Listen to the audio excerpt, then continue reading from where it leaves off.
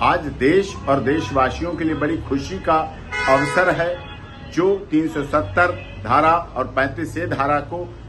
देश की माननीय संसद, लोकसभा, राज्यसभा और देश के महामहिम राष्ट्रपति जी ने हस्ताक्षरित करके खत्म किया था। आज उस पर माननीय सर्वोच्च न्यायालय की बृहद बेंच ने भी, honourable chief justice of India ने भी अपने आदेश में ये सिद्ध कर दिया है, पारित कर दिया है कि कश्मीर इस देश का अभिन्न अंग था, है और रहेगा।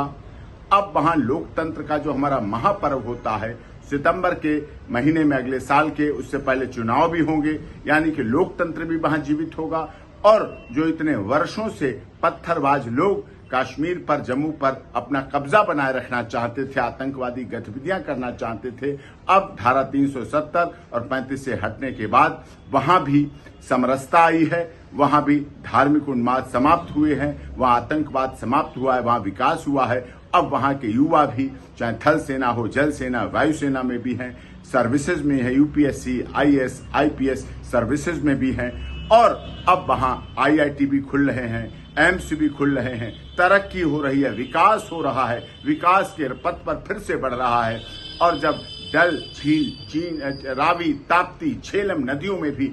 शिकारा जो खड़े होते थे, जहां हमारे दर्शनार्थी आते थे, पर्यटक आते थे, सैलानी आते थे, जो एक विकास रुका हुआ था, वो विकास आगे बढ़ रहा है। और भारत सरकार का जो नारा है, सबका साथ, सबका विकास, सबका विश्वास, सबके साथ न्याय में कश्मीर भी पूरी तरह से सहभागिता निभा रहा है। जब हमारे देश के कश्मीरी पंडित जो यहाँ प्रवासी हो चुके थे हत्याओं की वजह से, अब वापस जब पहुंचेंगे, तो जब वहां जाके फिर से मेरा गांव, मेरी माटी, मेरा देश के साथ हर घर तिरंगा, हर घर तिरंगा जब लहराएगा, तो फिर से जम्मू कश्मीर, नया जम्मू कश्मीर, विकसित जम्मू कश्मीर भारत के साथ बनेगा।